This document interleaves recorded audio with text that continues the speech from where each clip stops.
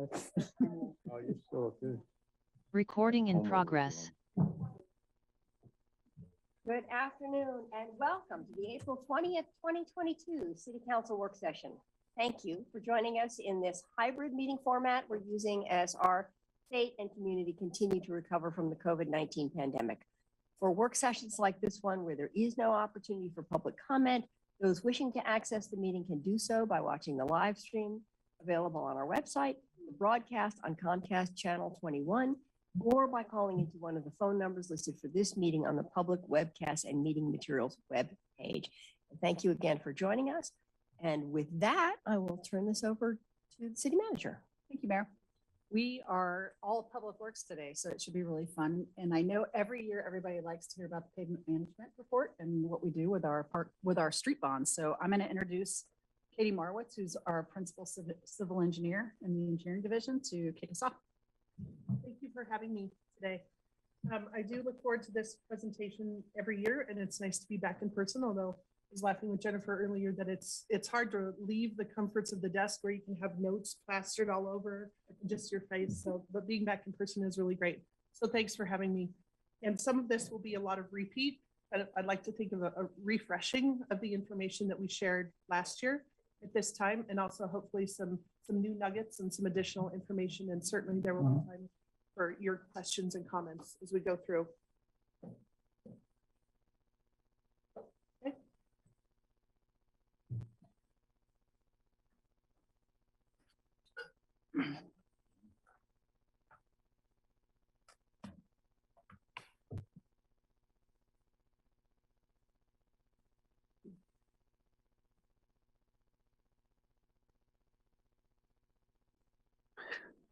This is the in-person version of, I'd like to share my screen. Unmute. There you go. No. Sarah to the rescue. Let's work. Thank you. Okay, so now we'll start. I could start over. Hi, I'm Katie Marwitz. A little overview of what we're going to be talking about. We'll go through the pavement management report, talk a lot about the work with our SRP, our citizen group, talk about their findings, as well as the external auditor report, which is a really key piece of this process. Talk a little bit about construction as a whole from last year, a little bit of looking ahead to what's happening now in 22. And then I won't touch on it very much, but do also want to highlight that Jennifer's coming back for an additional discussion to talk bigger picture and what's next Monday. So first I want to dive into the pavement management report itself. And I do want to highlight that in the AIS, it included both documents, both the SRP report and the pavement management report. They're also available online for reference. So this is a report that we put together annually with our great partners at Public Works Maintenance to really talk about the snapshot in time right now of what our state of our infrastructure looks like. So we do manage 563 centerline miles, so just over 1,400 lane miles of streets and almost 50 centerline miles of off-street paths. So those are evaluated by classification with different frequencies. So as you can see, so arterials and collectors annually, residentials every 3 years, and then off-street path systems every 2 years. And really as part of that work, they identify distresses, and that is what helps be a building block for identifying what work is needed.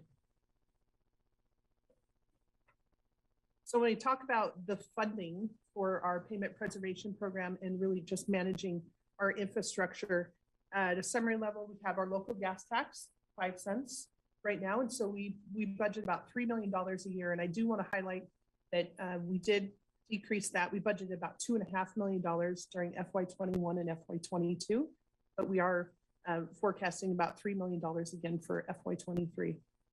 And since the first bond measure in 08, we're between $8 and $10 million a year for the bond measure. And so really where that gap is between the need and what our funding is, that's where we have the backlog. And that's always like the big showy number, you know, what is the backlog? So I have a graph here to talk about the pavement management report. And really this, over time, this graph has grown, you know, we've added more data as it's told the story of our progress so far with the bond. So as we go back all the way to prior to the first bond measure, you know, those initial discussions of recognizing that there was a need to maintain and put funding towards our infrastructure, it was estimated that the backlog could reach $282 million by 2016. So it's really great to take that step back and look and say how far we've come, knowing that we reached and are past that 2016 mark, and we've made a lot of progress on that backlog. So based on 2021 data, we estimate that right now the backlog is 87.6 million, up just a little bit from 82.7 in 2021. And then if we project that out, knowing the bond measure, current bond measure, the proceeds will end in 2023. If we continued at that only gas tax level, the backlog suggested that it would reach back up to almost 300 million in 10 years. So this slide is one that I know that Jennifer's going to include in her presentation, or is a portion of it in her presentation next week. And really what I want to highlight here is kind of just the gap that helps tell us the story between where the fully funded and where we are. And so where that delta is between the two. And she'll get into it in more detail. But really, I included in here to just highlight, you know, that gap of where we started, that our needs were really, really, really high. And then as we've gone through with the bond measure, our backlog needs have gone lower a little bit because we've made such great progress today. And we're at this point now where we're kind of flatlined. And the blue line that runs horizontal, that represents the amount of funding that we have on an ongoing annual basis for our gas tax. So next I want to dive in and talk about the bond measure itself, some specifics of the current bond measure.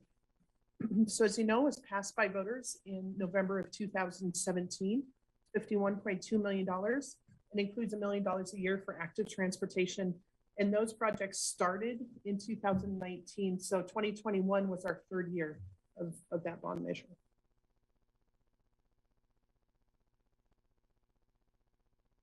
One of the requirements in the council resolution was that we form a street repair review panel. We call that the SRRP.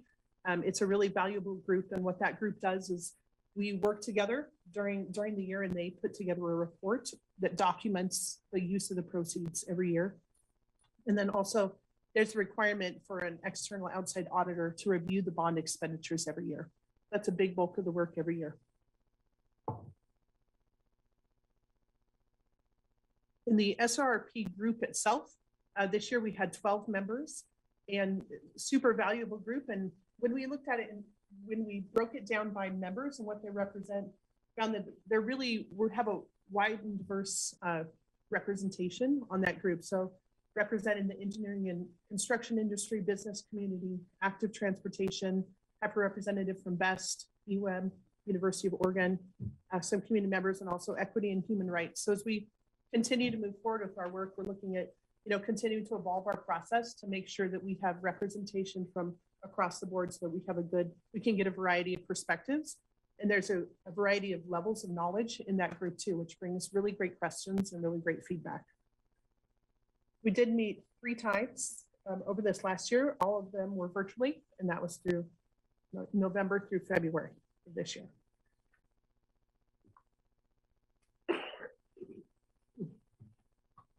So previously I did mention the independent auditors report, which is in the AIS document. And what I did here on this slide is just take some excerpts from it that really highlight, I think, the key points of it. And really big picture, the auditor's report said, hey, we're spending the money. You said you're going to spend it this way. This is how you spend it. We feel like it's appropriate. So that was the big picture. There was no red flags identified in that auditor process, but some highlighted, we talked about no noted variances with expenditures and documentation, which is really good. Each expenditure was for an eligible cost. They didn't, there was no differences noticed in the procurement files, how we're procuring and administering our contracts, and then also didn't find any discrepancies in our calculated bond amounts with finance. So I think this represents that our staff has continued to do a lot of really great work, and we said we're going to deliver projects, we're delivering them and delivering them in an appropriate way.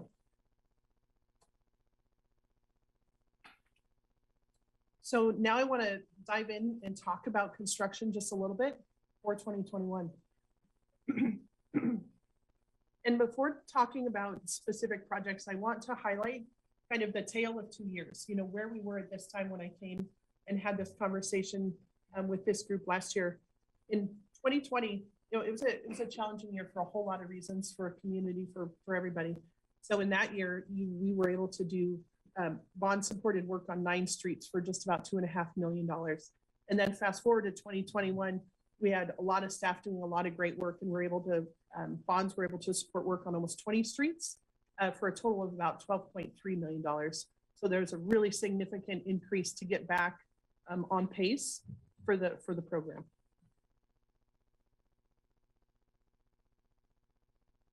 So this slide just highlights a couple of a list of some of the streets that were completed in 2021, and you can also see the map of the construction projects for 2021 representing work all over the city. And I am going to highlight, I want to talk about Bailey Hill Road a little bit, but also wanted to highlight that list where we talked about the 12.3 million, the pavement preservation program is a portion of the work that we do on capital projects. And so that's about 12 million of total. We did about $26 million of work as $26 million of capital work last year. So this project that I want to talk a little bit more in depth about is Bailey Hill Road. So it's from 5th Avenue down to 11th Avenue. So at its base, it's a paving project. The road needed rehabilitation. So that means finding the appropriate treatment for the surface and making repairs on the street surface. But other things that I wanted to highlight on this project as it relates to the CAP 2.0 is our recycled asphalt content, our warm mix asphalt, used high concrete SCMs, and the inclusion of street trees. And in this roadway in particular, we are actually able to reduce the amount of impervious surface, so reduce the amount of asphalt, because there's a center turn lane that we're able to do coordination with parks and did a planted median with the inclusion of some street trees there. So the pieces that have the asterisks, which is recycled asphalt, or mix, and concrete SCMs, those have become really standard in all of our projects. That's the standard, the baseline that we do. Stands for. Oh, hey, see if I can actually say it. Supplementary cementitious materials. It's a substitute into concrete because the cement in concrete is very greenhouse gas intensive. So by putting in substitutions, which we call SCMs, helps offset the greenhouse gases for concrete. So we've started using some of those just as a base for all of our projects, and then looking to projects like this one to say, okay, where can we take the next step? Like, what else can we do to have a really positive impact on this project? So the Bailey Hill Road project also included active transportation improvements, a buffered bike lane, and then an enhanced bicycle facility at the intersection of Bailey Hill and 7th.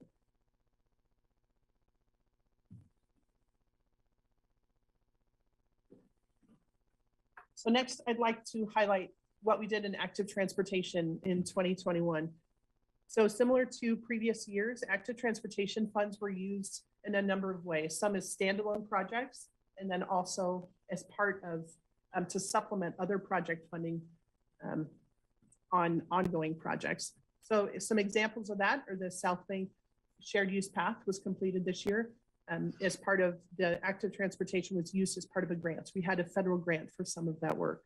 Also did work on the West Bank path in partnership with parks and the work that they have going on.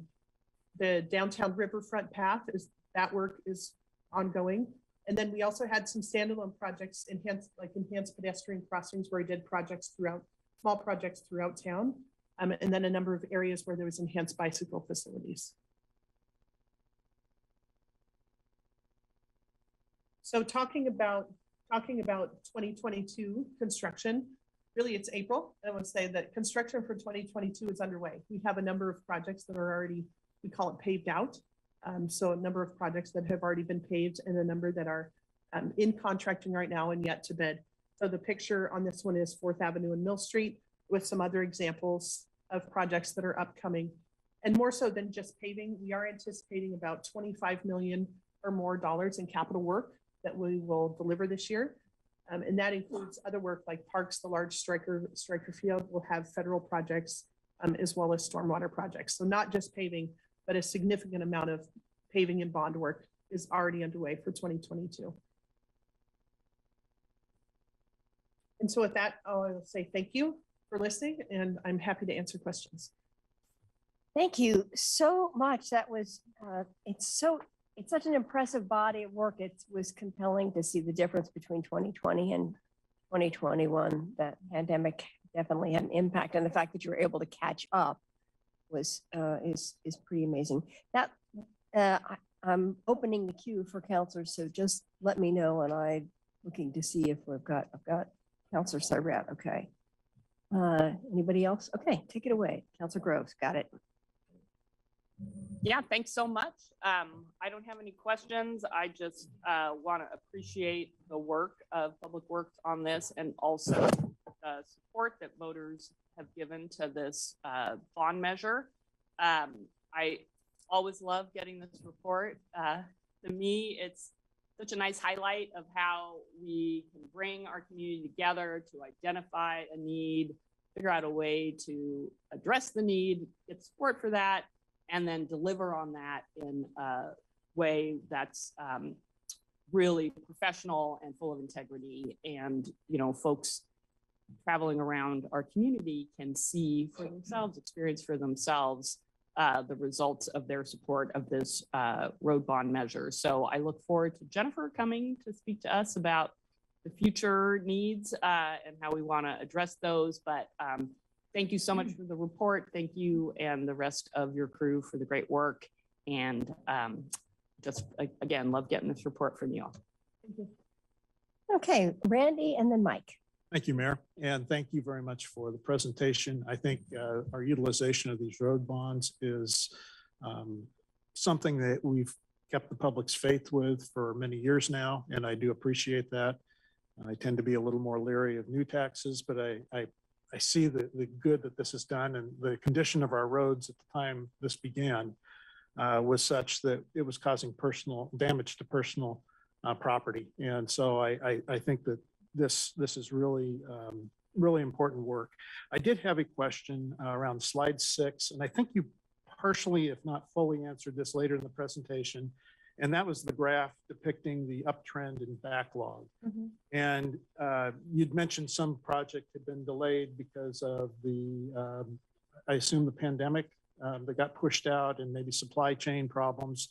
But my question is inflation playing a role in this? Is it the street failure happening at a higher rate? Maybe you could elaborate on that a little bit. Yeah, I'm happy to. So it's a number of things. One of which, actually, I was trying to mentally decide if I should go back to this slide. I should just do it. There we go. So I can speak to the graph. So we're seeing a number of things when we're seeing that little bit of uptick. One is that when we look back at 2008, you know, hard to believe now, but what, we're 14 years in now. So some of those streets that we rehabbed early on are now at the point where they need repair again. So now they fall into the list of they need repair. So we did a great job, but we know that maintaining infrastructure is an ongoing process. It's not a do it once and move on. It's we have to provide perpetual care, much like maintaining a car. So some of those streets are coming back due now. We're also seeing inflation, and right now the costs that we're seeing for construction costs are very, very high. So we've been working to be really good stewards of the funds, but the dollar right now is not going as far for projects. We're seeing some of that uptick as well. I think you've been excellent stewards of the dollars, but it concerns me when I see a trend line that's has about the same trajectory over a period of what now, about 4 years. And I think that's something we need to at least consider when this comes back for, I'm assuming, renewal vote. But I think continuing to eat away at that backlog is very important. So I'll be looking for that in the next presentation. Thank you. Thank you, Mike, and then Emily. Thank you, Mayor. I want to echo both of my colleagues and everything that they said. Great presentation. I almost don't recognize the street presentation without Kurt Corey's, bless his memory, three-legged stool that always came with this presentation. So Never going to get past that, are we? no, I kind of miss that a little bit. I just was thinking about it, so I thought I'd mention it. One, I'm really happy to see Spyglass on that list for 22. Is that already been started or will be started soon? So the design is underway. The construction itself has not started yet. We have not put out contracts for it yet. I probably get at least 2 to 3 emails a week about that street. Wonderful. I have good news to tell them. This is great. Lastly, excuse me, there's another street in my ward that I get regular emails about. And I know that there's a constituent in one of the neighborhood groups who used to sit at this table a long time ago, and he's doing some work to try and help with Gillum north of Ayers. And my question is, have you spent all the dollars allocated for 22 out to the extreme edge? Is there a factor that you leave of flexibility? Is there any opportunity, if anything can be creatively done with North Gillum, to be able to perhaps tie into what may be left over from this list? So I think there's a couple of layers on that, and I can Right. try to touch each one of them. So as far as the bond funding, we came to you and you put forth to the citizens a list of streets. It lists specific streets. So we do not use bond funds for streets that are not on the bond list. That's in that resolution. We said, hey, there's 91 streets on this list. This is what we're going to use the funds for. The exception to that is in previous bonds where we've had additional funding, projected funding left over at the end. We've come back and said, hey, we project we have $4 million left.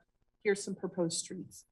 So moving to the next piece of Ayers Gillum, we are working on putting together a potential project list for the future of the program. We're starting to look at that. But then I also know the other next layer of that is, the unimproved status of that area makes it challenging. So we partner with Eric Johnson and Public Works Maintenance has a great program where they're overlaying unimproved streets. And we've also been working with the county on their funding for the street work that they're doing. So those are the pieces that are in play. But as far as the funding from the bond measure, being able to be creative, that has not been our practice. One of the things council passed, and I don't remember exactly when, I want to say 4 or 5 years ago now, was an ordinance that I put forward where when working with an unimproved street, we would take a greater amount of funds from the city if that street were the sole or predominantly the one way to get into an area where we had created permitted new housing to be built. And that once upon a time, Old Rural Road was now the major thoroughfare for the entire neighborhood. Can you tell me, I don't remember the percentages there, that affects this particular road on North Gillum. And that was the reason I made the motion at the time, was to give us more resources and demand less from the neighbors when we did the LID inevitably to put it together. Is that calculated into what you just mentioned there and what's being planned for the future with that road as well? So I'm going to have to pass that to Jennifer or Matt to speak on it. I don't have enough knowledge on that to give you a good answer. So, good afternoon. I'm Jennifer Willer. I'm the city engineer for the city. And Gillum Road, there's a couple of things here. The unimproved streets are not part of that backlog. Right. So they are a separate estimate. And I can't remember off the top of my head, I think it's in the PMS report, but I think that there's somewhere around $3 million is the projected backlog for unimproved streets at this point.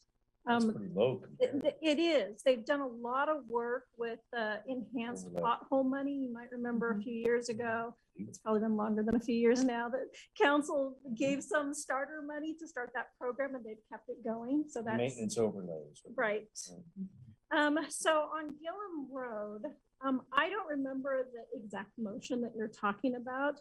I know that there was some discussion about LIDs and how to change the computation so that we did bring in streets that fed into the street that is part of the LID.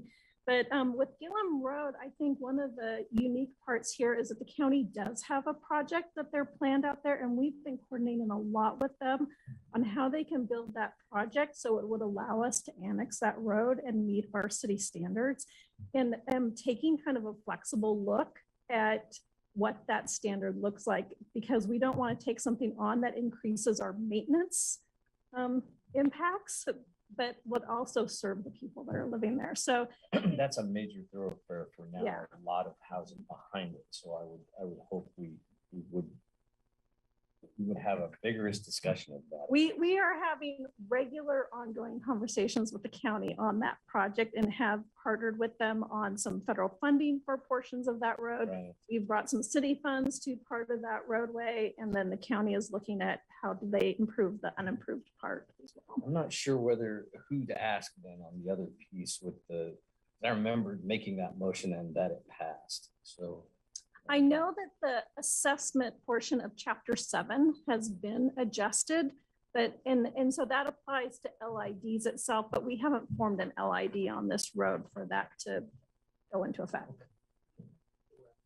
Yeah. So, Councilor Clark, I believe you're talking to an ordinance that was passed that allowed SDC, so system development charges, that were collected to be used for an improvement. That was Basically in the same area. There is that. That was a different thing that we did with the MUFTI, but. Well, this was system development charges. It was not related to a MUFTI. But we can look and see if there's something, and we'll communicate with you to understand exactly what you are referring to. Thank you. Okay, thank you. Emily and then Alan.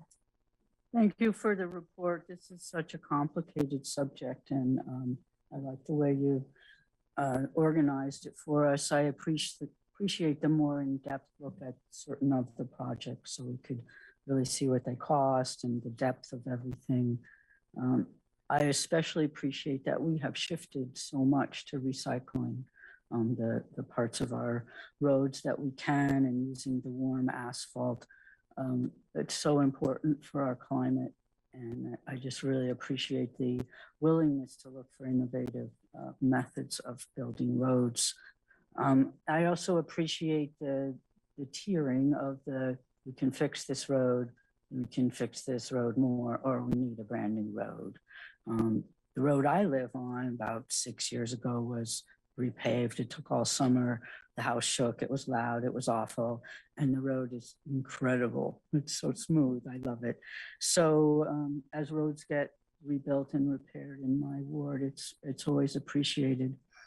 I remember when I first started, we were working on the TSP, and that was quite a project to jump into cold.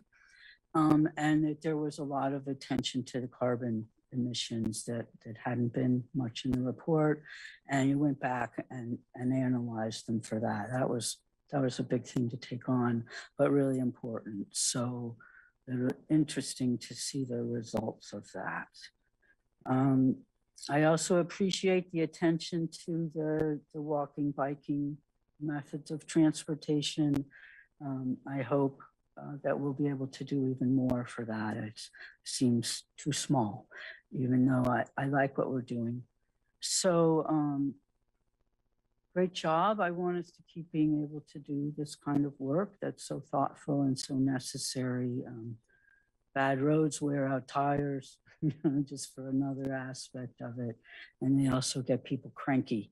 The first time I was canvassing, 80% of the people said homelessness was the biggest problem, and the next category was roads. So thank you for that work. I can see that we're going to desperately need another bond. And if we don't get that or some other form of funding, transportation by especially cars is going to be even more challenging. So I hope the community will understand that this has been successful and we need their support to continue that. Thank you very much. Thank you, Alan, and then Matt. Thank you, Mayor. Oh, go ahead, Emily. Thank you for the Jefferson Street calming. I get letters about that all the time.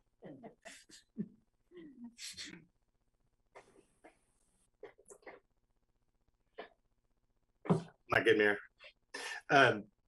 Just as an FYI, the public webcast doesn't show the screen. Oh, now it does.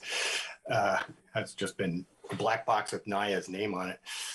Well, thank you. This is great work. I mean, the backlog's been reduced dramatically from $282 million down to $88 million.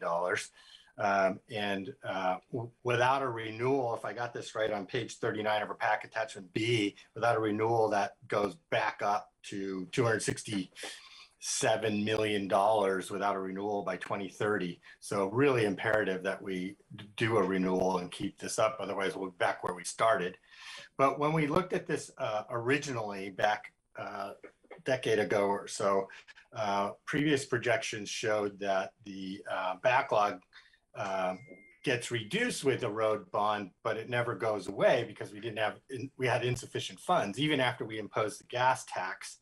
So the original City Council subcommittee group identified 3 funding options, one of which was the road bond, one of which was a user fee, and then a third one, which was a garbage can fee of $1 per residence to account for the heavy garbage trucks that go down our street causing damage, so help pay for that deterioration because of that. So my question is, even if we do a renewal, does the backlog ever go away, or are we still at the same projection of there's insufficient funds to get the backlog to 0? So to address your question, I'm going to look at the slides. So that'd be slide 7, where we're talking about the annual funding needed to eliminate reconstructs. And when we talk about eliminating reconstructs, I'm saying eliminate on our arterial collectors reconstructs. But when we talk about the backlog, I don't think that it makes sense to get to 0, because really we want to get as much life as we can out of our roadways. So if we got the backlog down to 0 in a theoretical scenario, really that means I think we wouldn't be spending our dollars in the wisest way, because we always, in an ideal world, if we were fully funded, we would rehab the street just in time, right? But we wouldn't want to rehab a street before it was necessary to remove it off the list. So the slide here, I think going back to that, Jennifer will talk more about this next week, is really identifying what is the gap between where we are and the amount needed to really eliminate that reconstruct category. Because then if the program were to be fully funded and everything stayed in the rehab category, much more cost effective moving forward. It's really those reconstructs that are the most intensive cost wise, disruption wise, greenhouse gas wise. And so really it makes them, you can have a program more perpetual and better use of funding by getting things into that rehab category. I hope that helps answer your question. Well, in a way, obviously we wouldn't repair a street before it needed to be repaired. My understanding of the backlog was a street got on the backlog list if it needed to be repaired, and we didn't have funds to do it. And so the backlog represented the amount of work that we needed to do to our street system to get it into shape, and on an ongoing basis. So if we had sufficient funds, we shouldn't have a backlog. I think you have a really valid point. Because by definition, it's only on the backlog list if it needed to be repaired. Isn't that what the 87 million .6 is? Yes, the work, yeah, backlog of work that does not have funding and is rolling forward. You're right. Right. So if we wanted the best system we could have, we need more funding. Otherwise, we never get to 0. We'll always have roads that need to be funded, or that need to be repaired that we don't have funding for. Right? Okay. Yeah, so that, I think the original subcommittee recommendation of different sources of funding to get rid of the backlog is still a valid point, and maybe we should review that sometime. Thanks, Mayor. Okay, thank you. Matt. Thanks, Mayor. Yeah, I'm gonna pick up what Councilor Zelenka was putting down, and thank you, Alan, for addressing a particular point. In addition to a renewal, and underscoring our road repair successes, put me in the column willing to explore an adjustment to our local fuel tax.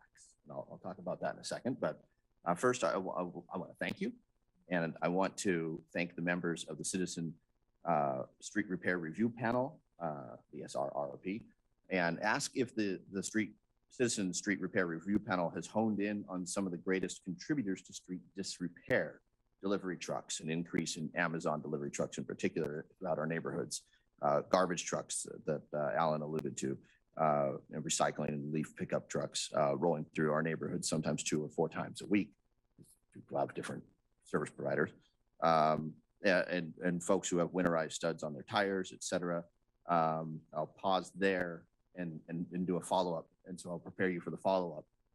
Can the municipality, it's probably a question better posed for our legal team, can the municipality add a road use tax to Amazon purchases?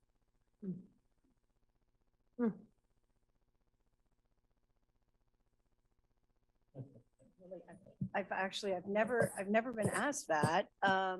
So I'm hesitant. I mean, to legislate company specific, generally there's just an overall prohibition on that.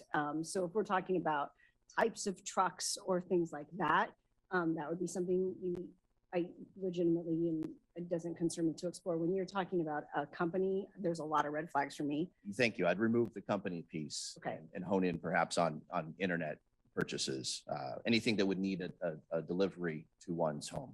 so that's, I'm not gonna, I'm a little bit nervous about just venturing a question, because I'll tell you, we can regulate our right of way. We get to regulate our streets. We can charge fees for use of our public infrastructure. When you talk about adding a tax on internet purchases, that's a whole new world. And that's got a lot of actually some very interesting constitutional questions around interstate commerce and things like that. So if you're not speaking specific to a road type use tax and you're talking about more, it's a certain type of purchase, I'd want to take a very close look at that. Thank you. I'm just looking at more vehicles on the road that are delivering because of purchases online. But back to thank you so much. Back to the Citizen Street Repair Review Board. Have there been conversations about tackling the greatest contributors to street disrepair?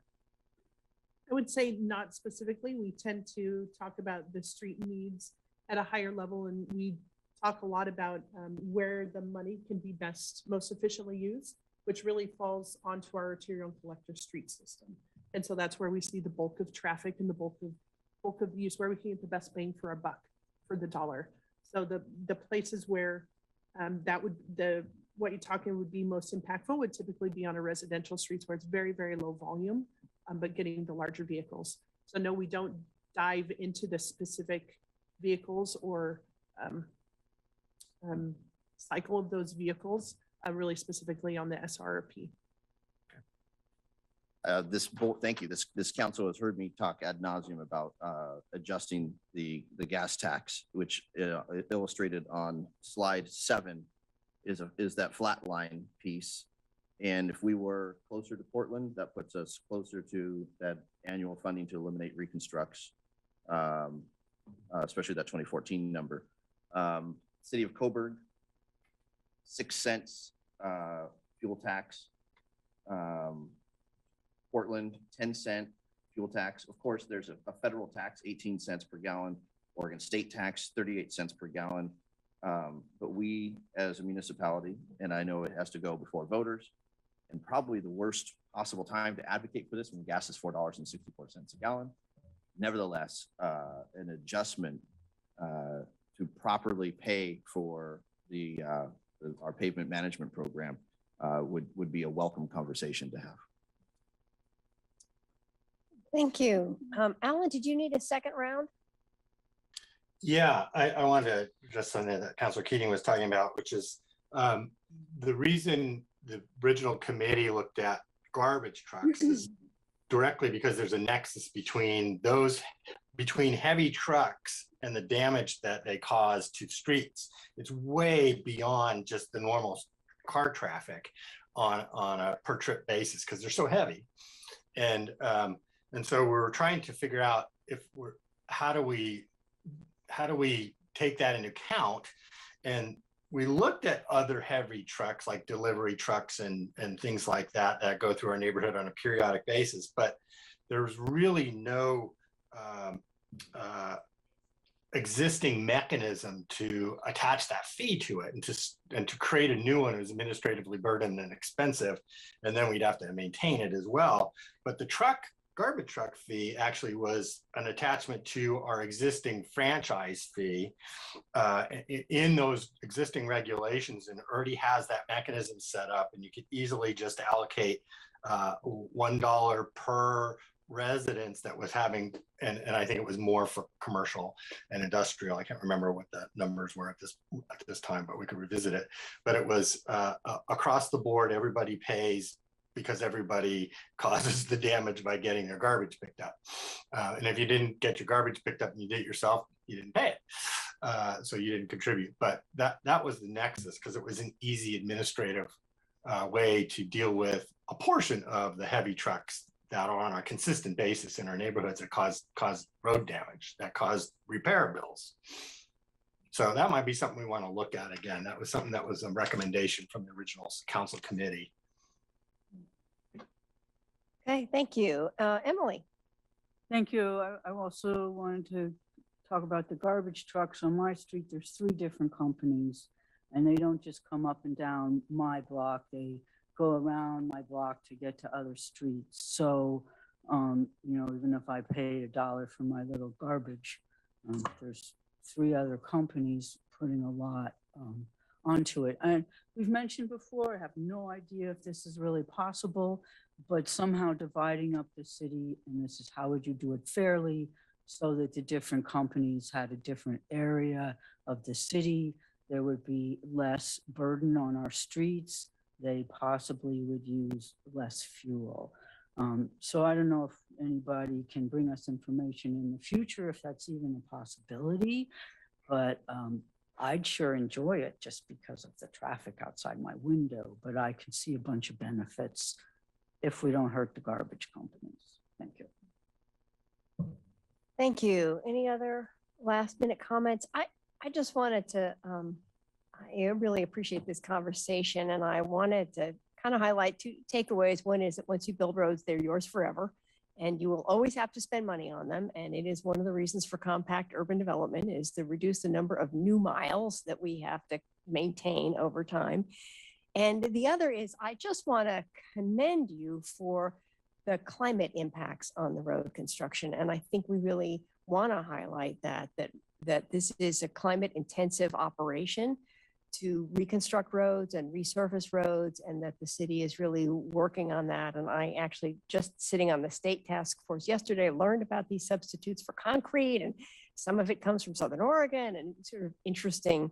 It's a whole interesting world that we didn't know anything about, but it's an important part of our work that you are contributing hugely in reducing our carbon footprint.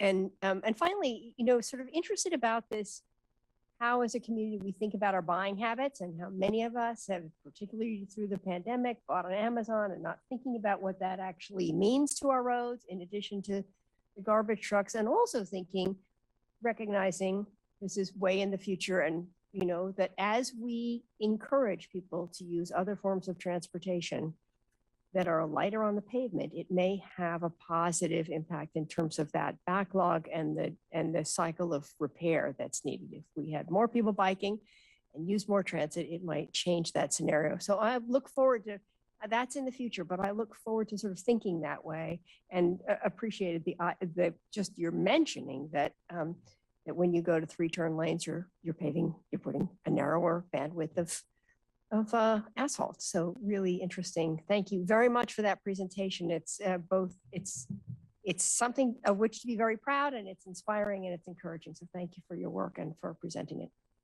Thanks for having me. And with that, we are ready for our second agenda item.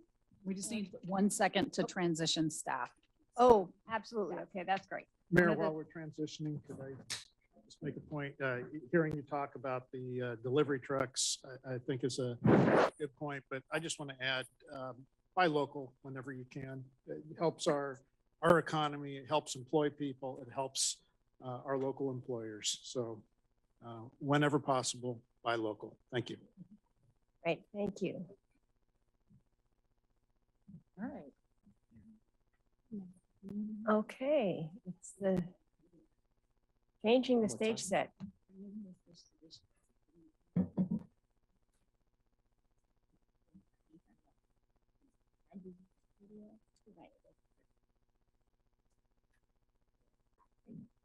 Just say faster when it's remote. Thank you You're not very much. crazy. See live, Rob? Real live presentation. All right, there we go. So everybody ready? Yeah. And in place, thank you. And I will again turn this over to the city manager to introduce the second work session. So our second item is on electric micro mobile, Scooters. cementatious stuff. This is a follow-up to a work session we had over a year ago. And so I'm going to turn it over to Rob when he's ready to go to present new information.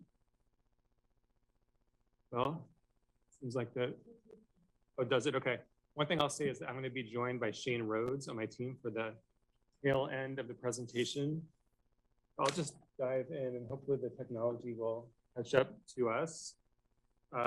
First, going to give you an overview of the presentation, which is going to start by reviewing what the rules are historically that the city's had for electric micromobility, then talk about some of the relevant plans and policies, the outreach we did, including that was directed by the city council, an update on our shared e-scooter program and our path etiquette campaign. Oh, thank you for your help. In 2005, the city council adopted an ordinance prohibiting all motorized devices on all shared use paths in Eugene. Oh, great.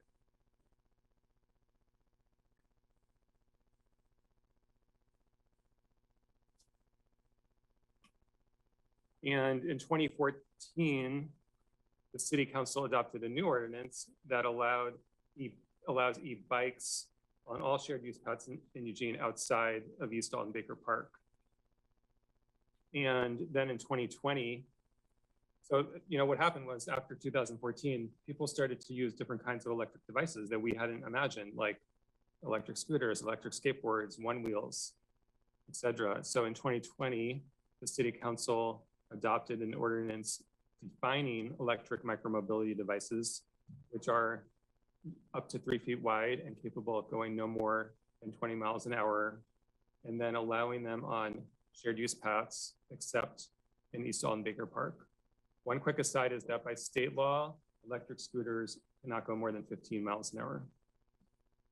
And then at the same time in 2020, the city council adopted an ordinance allowing licensing of shared micromobility providers. And what we talked about was that we'd be looking at e-scooters as part of that. And at that same council meeting where you adopted those two ordinances, council provided the following direction to direct the city manager to seek input from the Willamette Citizen Planning Committee about the allowance of electric powered micromobility devices on all or a limited number of shared use paths within East Alton Baker Park, and then to schedule a city council work session to discuss the possibility. So that's why we're here today. And the East Alton Baker Park plan prohibits motorized vehicles in East Alton Baker Park. And that was adopted in 1995. So then obviously there's some citywide plans that are overarching for what we're talking about.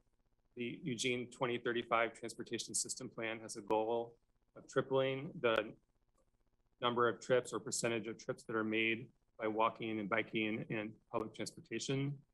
And there's the Climate Recovery Ordinance and the Climate Action Plan 2.0 have very aggressive goals around reducing the amount of fossil fuels used in Eugene and the greenhouse gases associated with that. And having a network, an interconnected network of bikeways is really critical to achieving those goals, whether people, and we see that e-bikes and e-scooters are really have the ability to say compete with car trips more so than human powered. Not to say that it's critically important the work we do around encouraging walking and regular biking, but we think that e-bikes and other kinds of micromobility devices can really be a game changer in that regard. So part of the council direction was to look at the possibility of allowing e-micromobility devices on some or all paths in East Allen Baker Park. So staff developed a proposal for that we brought to the Citizens Planning Committee as a starting point for the conversation. So first I'm going to show you what we proposed, and then I'll just tell you what we heard from the committee and other outreach. So this map, these are all the shared use paths. And just to be clear, when we say shared use paths, we're talking about paved paths, not freeze trail or other bark mulch paths. So these are the shared use paths in East Allen Baker Park. And what we proposed is to allow, basically to prohibit any electric devices on the two paths you see in red, to allow them on the paths that are in green and yellow. But for the paths in yellow, for any shared electric micromobility devices that are licensed by the city, we would use what's called geofencing technology to have lower maximum speeds of like 8 or 10 miles per hour. And I think that would be, even if we weren't having this conversation about East Allen Baker Park, that we would think that would be a good idea because those are narrower, more windy sections of our shared use path system. So next I'll talk about the outreach we did for the Citizens Planning Committee. I met with them twice, one time in 2020 and one time in 2021. And at the second meeting was where I presented that proposal, and they passed a motion opposing allowing any electric micromobility devices on any paths in East Allen Baker Park.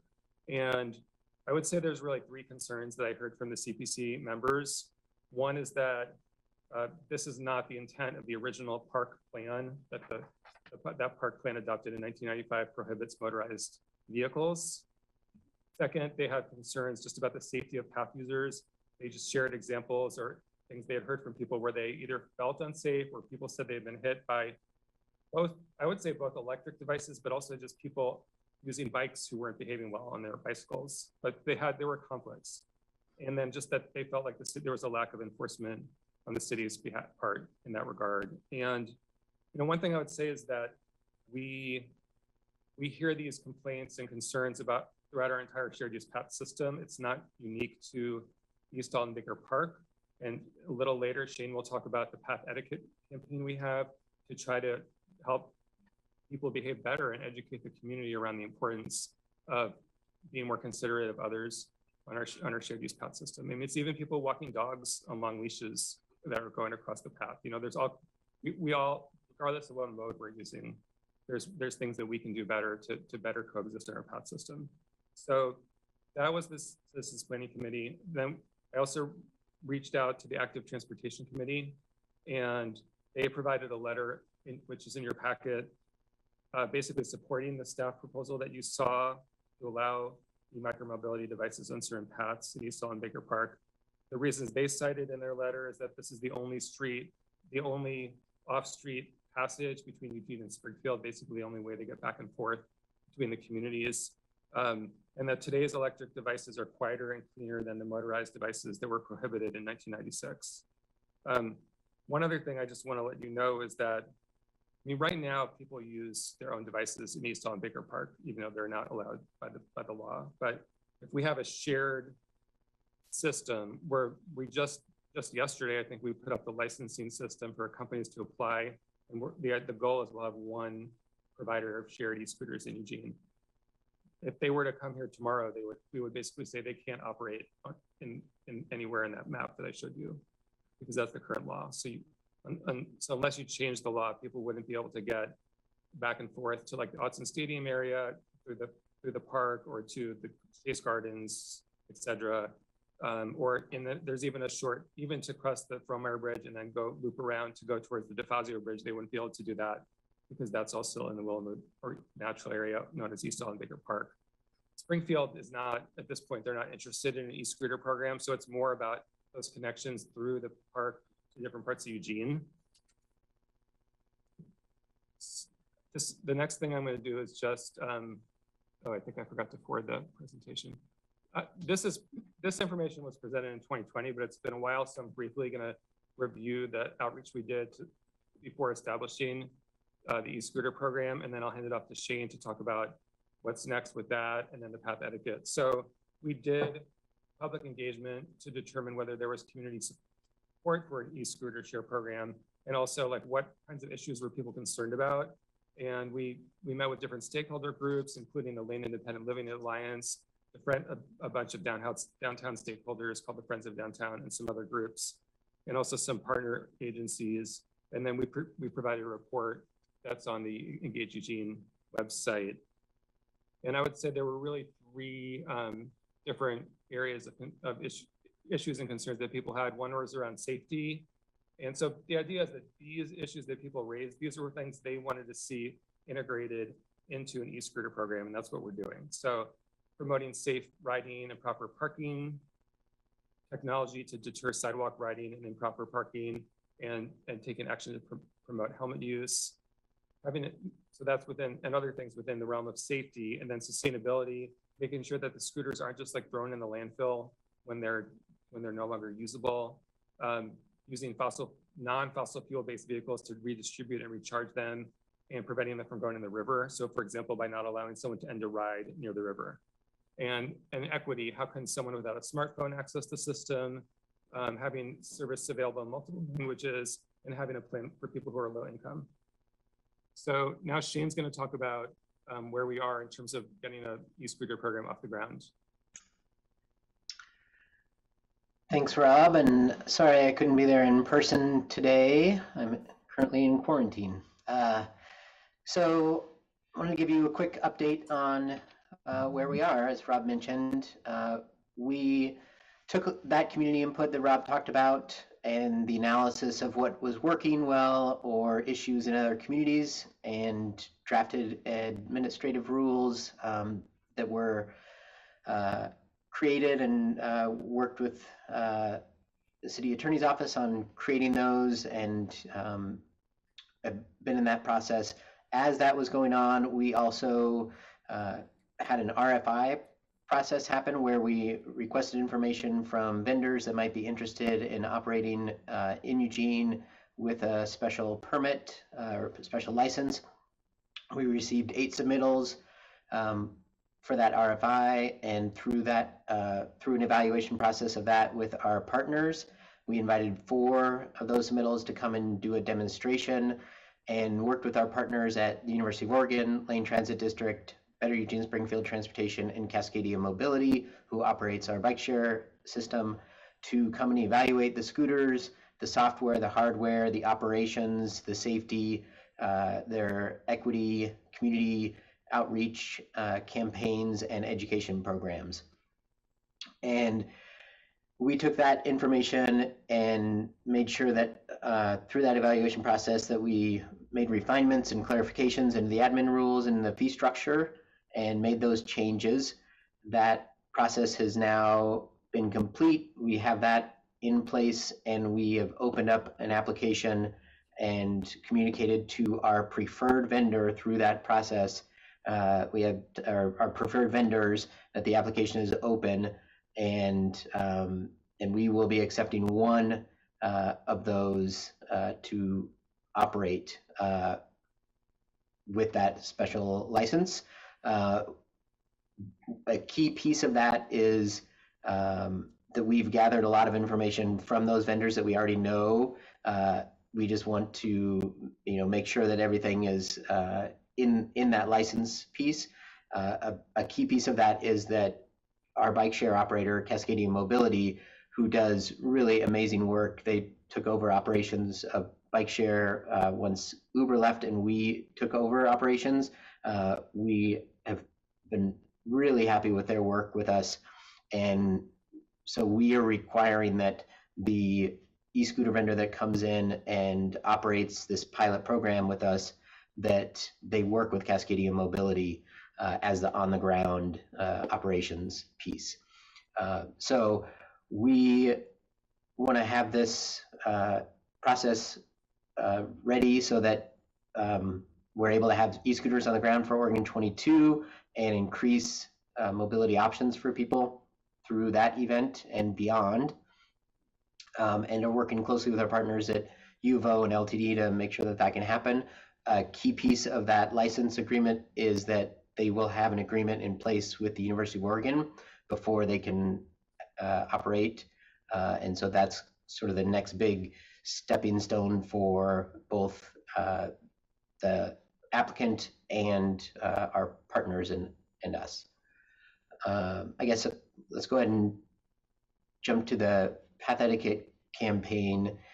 And I'll just share a little bit about sort of as we prepared for the Path Etiquette or for e-scooters to come, we knew that the concerns that we've been hearing for a couple years are around how people are actually feeling comfortable or not on the paths, and so we wanted to address some of those even before e-scooters come in. That there are issues currently with e-bikes, speeds, current e-scooters, e-mobility devices, and sort of the shared aspect of our path network. I can't actually see the PowerPoints now on the shared screen. One the second to last slide.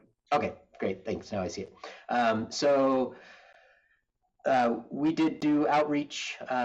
We did do. Sorry, I'm just going to move something here so I can see on my screen a little better. There we go. We did create new signs to put out on the paths. These are yard signs that are temporary, that were rotated throughout on a rotating schedule, that really communicated what the key messages were of what the concerns were that the community had. And so we also did tabling events at different areas throughout the city, press releases, social media outreach, posters that we put out in park kiosks, and actually did some monitoring of vehicle types that we were seeing, speeds, give us some sort of base data.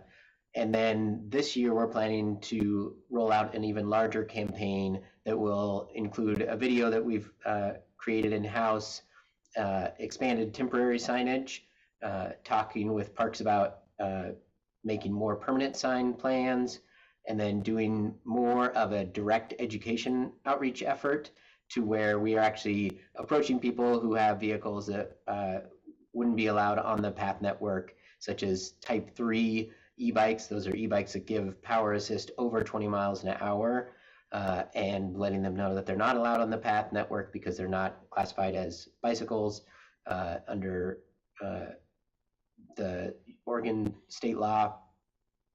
And then reviewing slower speed zones and where we might actually not have a maximum speed of 20, which is what the current park rules state, but where we might actually have some slower speeds posted, and then communicating really clearly about the 10 to 12 mile an hour recommended speeds when others are present, and expanding that partner outreach with park ambassadors, police, and media outreach. So we've gotten really a great feedback from folks, people who, when the signs went up, were really grateful, though we also did have sign theft issue of people who didn't like the signs out there. But overall, the message we heard from people was like, yes, please share this more. People need to understand what the expectations and rules are. And so I think that the more we can do this, even with just with the mix of devices that are happening on our path network and increased use that's happening, we know that it's an important communication tool for us, but especially applicable as we add more devices and have a shared micromobility option with e-scooters out there. Okay, and then just to wrap, go ahead. Yeah, thanks. And then I just wanted to mention that kicking that off in May is our e-bike Expo. And this is also another good community and communications outreach piece, because we're bringing the vendors who are selling the e-bikes and actually have the best contact with the community, because they're the ones selling these bikes, to talk about path etiquette even from that point of sale, and that many of these vendors do sell bikes that aren't legally allowed on our path network, and just making sure that they are communicating with them that if you buy this, it has to be an on the street, or sometimes even not even allowed on the street, but on private property, type vehicle. And so, the aspect of encouraging sort of the fun piece of come and try out bikes and have this sort of test ride environment with many different bikes to try out, and sort of a time that safe space for people to do that, but then also build those relationships with the e-bike shops and help in our communication and outreach. Thank you, Shane. So at this point, we'll just open it up for council discussion and providing any directions to staff. Great. Thank you both very much for that presentation. I really appreciate the etiquette signs, I have to say. They seemed very helpful and very useful. So I'm opening it up. Are there counselors who have questions? Okay, I've got Randy, Jennifer, Matt, and Claire. Okay, Randy, take it away. And Emily and Alan. Got it. Thank you, Mayor, and thank you, Rob, for the presentation, and Shane, you as well. As Rob and I've had a chance to talk about this a little bit, and Shane, I think through my role on MPC, I know we're trying to find ways to provide additional mobility to the public, and I think that's good. Unfortunately, I've had some negative experience around the e-scooters where I've seen the e-bikes operated responsibly. I've been in 2 cities in the last year that had extensive rideshare programs with their e-scooters where it was not the same experience. In Baltimore, Maryland, there were a lot of people operating them on the sidewalks when there were bike lanes right next to the sidewalk, where the e-bike operators tended to be in the bike lanes. I also saw a lot of people operating them that probably needed a little more practice before they were interfacing with the public.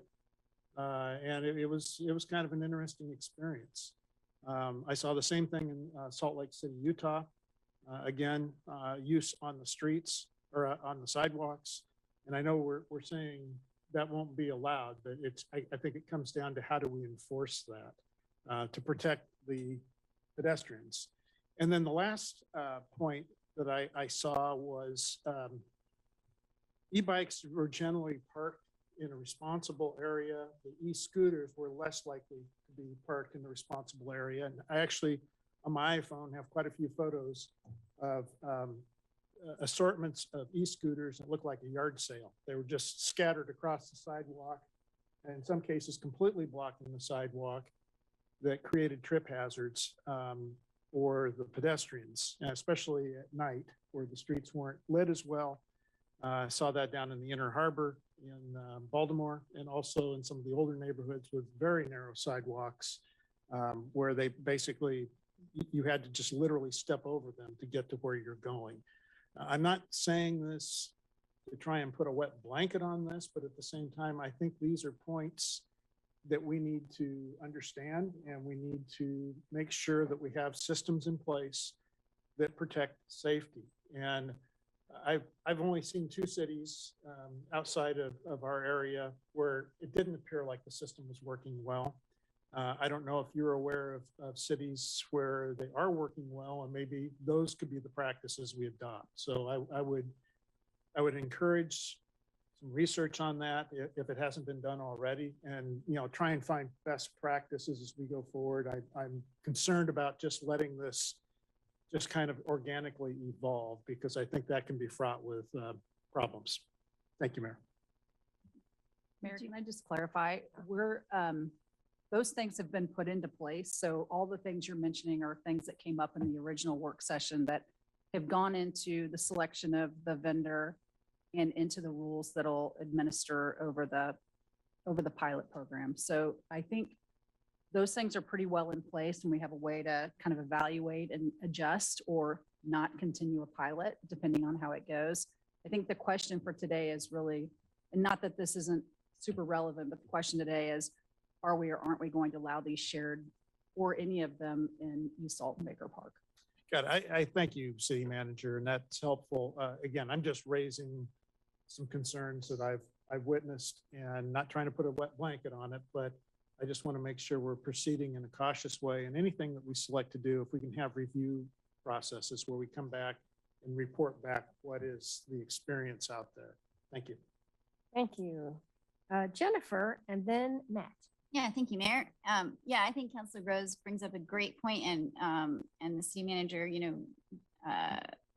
emphasizing the fact that, we're not the first ones to do this, and luckily we can learn from all of the other areas who've already been down this road and pick out those best practices so that we're moving forward in a really good direction. So for what we're here today about, the Willamette Natural Area is part of our city. And while it is not a developed park, it still has to function as a part of our urban landscape. I think the plan that you've brought forward is a smart one. It creates space for vehicles that need a system to go throughout our city. We can't have, a roadblock for folks if we really want them to use this type of transportation. You can't just have a nope, road closed, can't go through here anymore. It makes it not a viable option for people, whether it's recreation or it's commuting. They have to be able to get to where they need to go. But it also creates corridors for people who may want a quieter stroll through our park and don't want to deal with maybe other folks who are using micromobiles. But I think your point, Rob, was really good, that these are not the vehicles that we were talking about in the 90s, right? They're very different. They're a lot quieter. And the safety concerns people are bringing up are not restricted just to vehicles. I've had folks on, you can get a bicycle going really fast without a motor. And so I think our safety issues that we have are kind of across the board, that we need to get out these messages, whether the person is pedaling with their own power or using a motor. It's kind of the same issues.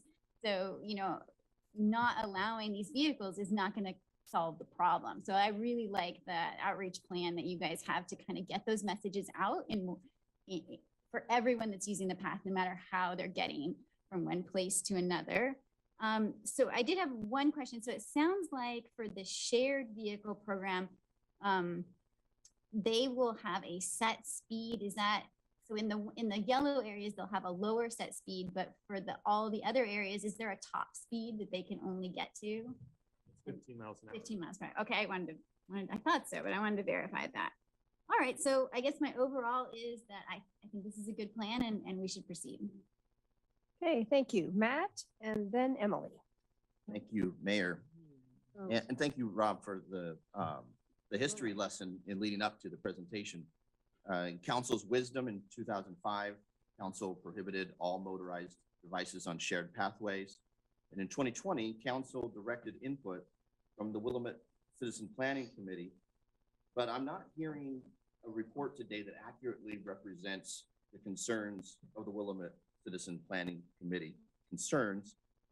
Rather, there's one paragraph on page 44, attachment B, that indicates that the Citizen Planning Committee took a vote. A vast majority of the Citizen Planning Committee members, CPC, 73%, were against this proposal, probably because by statute, a measure passed by Lane County voters in 1992, measure 20-21, the East Alton-Baker Park Charter Amendment, asks Shelda County Charter provide for a plan which involves passive recreation with no golf course in East Alton-Baker Park, passive recreation. The summary goes on to indicate that the board shall appoint a citizen planning committee that's not here today, even though we were council directed in 2020 for the citizen planning committee's voice to be heard in this matter. The plan must preserve existing water courses, bike paths, and running trails. Yes, scooters existed in the 90s, and e-scooter rental programs were not a thing, but they are a new thing, and national data is fuzzy about e-scooter injuries, fuzzy at best. And yet, there are scores upon scores of municipalities where e-scooter rental programs have been introduced, where there have been significant spikes in severe accidents and injuries after the launch of e-scooters on city streets. UCLA Medical Center saw a significant spike in injuries related to e-scooter accidents in just the last 2 weeks of July, 18 serious accidents from e-scooters. I visited the Willamette Natural Area yesterday with my dog and a couple neighbors. There were 3 violations, an e-bike and 2 e-scooters. My dog was not pleased. I was not pleased, nor were the neighbors pleased. Enforcement is lacking. That's a concern expressed by the Willamette, by the CPC.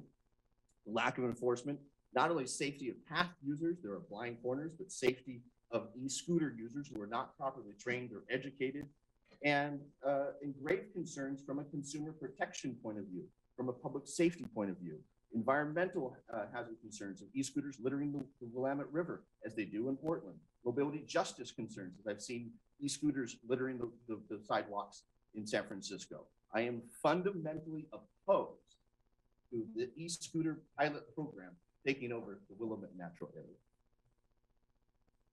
Okay. Next is Emily and then Claire. Thank you. Thank you for this report. I have a lot of concerns. First, can you tell me what the geofencing is? How do they stop the scooters from going more than 8 to 10? The scooters have like a GPS transponder on them, and so the system can tell where they are. And when they enter a slow zone, they slow them down to that speed. You can also have no riding zones. So like if we go forward with the proposal, the red area, it would slow them down gradually to a stop in those zones. It wouldn't like abruptly come to a stop, so somebody would go forward. Would these rules also apply to privately owned scooters? Of course, they would, but the city's enforcement abilities on that are limited. Right. Whereas if we have an e-scooter program here, shared program, where the rule, we would enforce that. But it's uneven rules for different people, and there's nothing to stop the privately owned scooters from going faster. The Path Etiquette campaign, have we seen any changes in behavior? Who's monitoring it, enforcing it? Are there any penalties? How do you catch somebody who's going too fast on a scooter? Shane, do you want to take that? Yeah, I can address that. So we don't have a robust enforcement program right now. I think, as you all know, there's, enforcement is an issue on, our roadways in general, not just on our shared use path network. And so what we have done is gather some base data to help us understand, do some surveys of how the messaging was working for people. We think they're solid messages and approach that we're taking. How it's actually impacting behavior, I think we have to wait a little bit longer and keep gathering the data to see what kind of impact it makes. We are doing that. My team is, putting in place plans for the phase 2 of the Path Etiquette campaign. As I mentioned, part of that is more direct education. Last year was more observation and questioning. This year there are plans to actually directly approach people, and we're not going to be doing our own enforcement, but we are happy to work with the Path Ambassadors and EPD on doing some sort of softer enforcement, but we are definitely going to be doing direct outreach to people to highlight why the device that they're using might not be allowed on the path, sharing information directly with people that we know. We had speed reader guns out there. We know that people breaking the speed limit aren't just e-bikes and e-scooters, but regular path users as well on regular bikes. And the ability to give notice to them, I think, will help raise awareness of the importance of this. So it's a newer campaign, and we'll continue to monitor it and make improvements. Thank you. I admire the campaign, but I have a lot of doubt as to how effective it would really be. I know bicycles going really fast can be dangerous, but when we get to the Willamette area, it's a natural area, and we're a city for the outdoors. This is a really important place for me, although I don't go down around the river anymore because I have no one to go with me and I don't feel safe. I've been hit by a scooter. I was limping for 3 or 4 months. It was pretty scary. I could be hit by a bicycle also, but if we add scooters to this area, I have more vehicles to be worried about.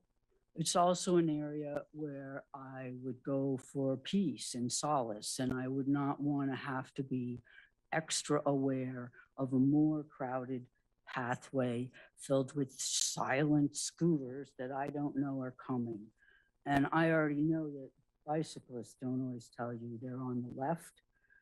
Outside of the city core, you can ride bicycles on a sidewalk, and I find it really dangerous. If I'm, working on my planting strip and I don't look at my rear view mirror on the sidewalk, I could be seriously hurt.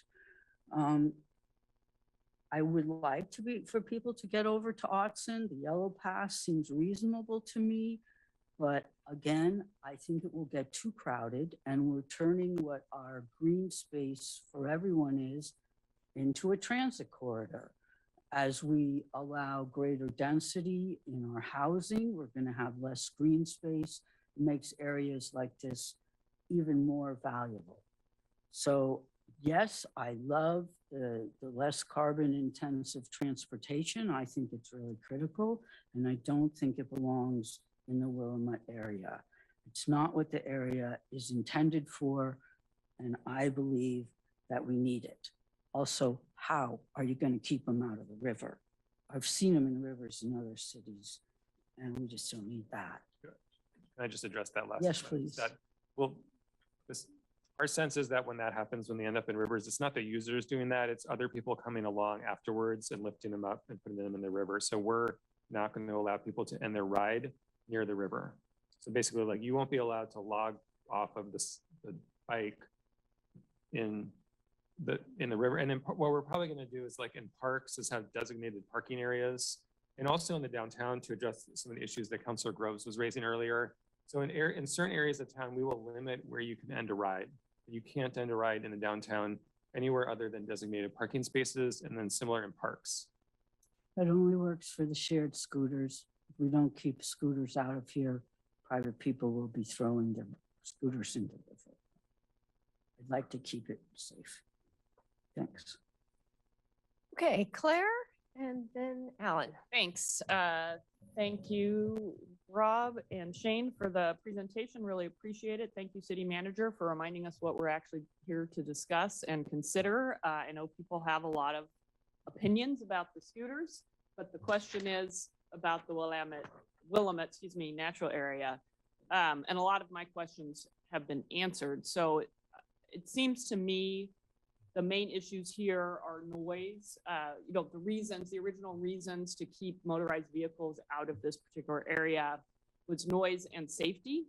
So e-mobility devices don't make much noise, which can actually be a problem if people are moving quickly in them, but that's true for regular bikes, as folks have already pointed out. People who are being unsafe on a non-e-bike can go very quickly and cause serious injury. So to me, that really speaks to the need to work to ensure that people are staying at a safe speed. And so for the ones that are the devices being offered through shared programs, such as the shared scooters and the bikes, they would be electronically prohibited from being able to break the law. So that would just leave the ones in private ownership. And basically all users on the shared paths, regardless of whether they're e-mobility devices or not, need to remain aware of one another to avoid conflicts. If I'm walking my dog on that path, I need to be cognizant that there are people riding bikes as well. So people can behave badly on any kind of device or even when on foot. And that is not a function of whether or not their device is powered by an electric motor, whether it's in public ownership or private. So that said, I'm inclined to support staff's recommendation. I think there are compelling reasons to allow e-devices on the specific paths outlined in attachment A. Councilor Ye, I think, spoke very eloquently to some of those reasons. We are trying to get people out of their cars and off the roads. This provides a safer way for people to transit between our city and other parts of the city, as well as to Springfield. I think this is a compromise. I use the eastern part of this, what's on this map, pretty routinely. And I think the choice of the green path going through the center makes a lot of sense, and keeping folks off of those other paths that are marked in red, you know, I think allows for all types of users to use the paths appropriately and keeps certain uses off of other parts that aren't as appropriate. So that's where I sit. Thank you. Thank you. Alan? Thank you, Mayor. I did meet with some of the Willamette CPC members, understand their position about no motorized vehicles. I also use those paths quite a bit, going to football games on my bicycle and also walking my dog in that area. It's right near my house. The pathways, the ones that are on the graph, they are one of the few non-roadway pathways between Eugene and Springfield. And like it or not, e-bikes are already on there. E-scooters are already on there because it is, like it or not, already a transit corridor, and commuters use it all the time. And whether or not we have conflicts with people on bicycles or e-mobility scooters or bikes, e-bikes, that's happening everywhere, as Claire said, and you know, regular bikes as well. But it's also a new technology thing. People are trying to get used to how all this works in this new world. So I like the path etiquette campaign. I think that's going to be citywide. Plus, if we could put up some signs that say no bikes, no e-scooters, no e-bikes on the red paths, that would be awesome. I think those two things would be great in this area. The way this is limited is to the green paths, which are not actually paths, they're actually roads. They're pretty wide. They're about, I don't know, 15, 18 feet wide. So they're not a little narrow path. So we're not talking about it. That's why this is a commuter pathway and a transit corridor already, because they're easy access. And it's one of the few ways you can get between Eugene and Springfield, as well as from the Chase U of O student area, which has thousands of students over there, over to the U of O. They all go through this way as well. And so our CAP 2.0 from the Climate Recovery Ordinance says that we should increase e-mobility for commuting and reduce greenhouse gas emissions. We also have recommendation from the Active Transportation Committee. We also have the Safe Routes to Schools coordinator saying this is a good idea. This isn't about the e-scooter program. This is, we have a pilot, we've invested in that, we're gonna try that, and it's gonna start up in June and July. We'll see how that works, and all the concerns may either be found to be real or they'll go away. But today we're talking only about Alton Baker Park. So with the wide roads, with the geo-fencing to reduce speeds, with the help on the Climate Recovery Ordinance, increase e-mobility and reduce greenhouse gases, the path etiquette program, and the new signs, I think that's a good compromise, and I'll end up supporting option B as well. Thank you. I'm just going to jump into the queue here and just add my support actually to some of those final comments, which is these are paved roadways, these pathways, so they do provide a safe alternative. It does very closely align both with our climate action plan to help people use alternative ways of getting across the city, and it supports our Vision Zero alternatives. And I do think that the signage, we are going in this direction of encouraging more people to use these lighter, less intensive ways of getting around the city. And we have to begin to educate the community in how to do that safely. So at some point we have to step out and do that. This feels like a very appropriate place. And I think as my colleagues said, as this pilot project rolls out, we will learn, but staff has endeavored to put a good, strong framework around this, around avoiding some of the challenges that other cities have faced, particularly with e-scooters. And so I think we should allow that pilot to play out. And I also think this provides a pretty important alternative for us. Yes, Councilor Groves. Just a quick question, and you may have said it and I missed it. I know we're going to have signs about path etiquette. Will there be signs that say no motorized or whatever it says beyond this point for the red paths. Okay. Okay, it is 1:30. I think Matt wants one more question and then we'll.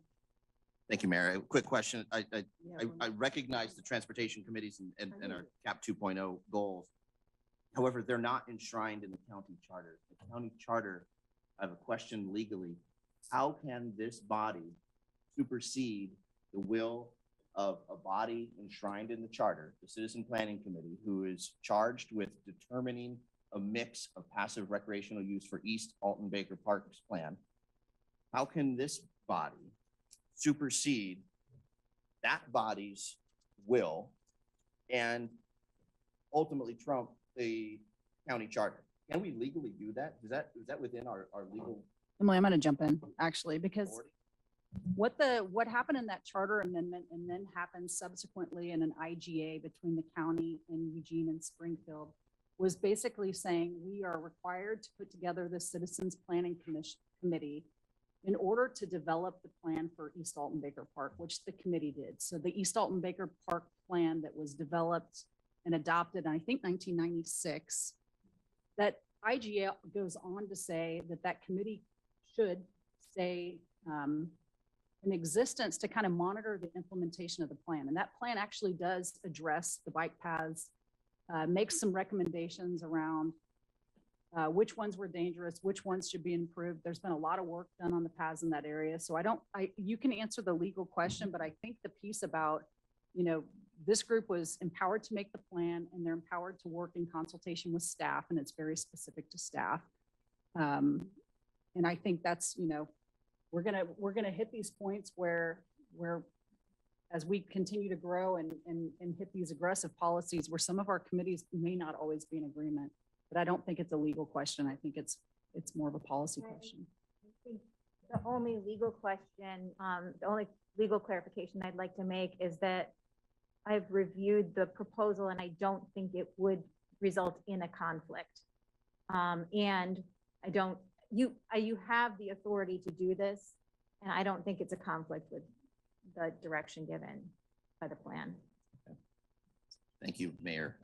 In my role as Council Vice President, I will be seconding Councilor Syvert's motion, but I will not be supporting it. I think it sounds like we have the authority, but should we? And my answer is no. All right, I have one more second. Alan, do you want a quick comment, and then Claire's ready to put a motion on the table? Yeah, just to clarify, it's not the authority over the plan and the ability to approve it and amend it rests with the city council, not with the organization, not with the CPC or any of those planning groups. It's the council that has that. That's correct, right, City Manager? Yeah. So, right. So it's up to us to, which is why we're actually talking about it. Otherwise, it probably would have already been done. It's the council that can amend the plan because we have the authority. Okay, Claire, take it away. Thank you. Move to direct the city manager to bring back for council consideration an ordinance amending the East Alton Baker Park plan and city code to allow electric micromobility devices on select shared use paths within the park as indicated in attachment A. Second. Okay, do you need to speak to this? Yes, Emily? Thank you. I just want to point out that this is a trial period, right? And if it doesn't work, we can say, forget it, get off your scooters. Okay, I'm going to vote for it, even though I argued so vehemently against it. I think that's true. No, I want to clarify that. So I think the pilot period is for the shared scooter system, but I don't believe that this change to the mobility in the park system is not a pilot. Right, and what you're directing us to do is bring back an ordinance on which you would have a public hearing. So this is just direction for us to bring back an ordinance for you to consider with more public input. Okay, that works for me. We're not deciding permanently today. That's fine. Thank you. Okay, all in favor, please raise your hands. 1, 2, 3, 4, 5, 6. Opposed? 1. Thank you. That passes. Thank you very much. Great presentation and excellent discussion. We are adjourned.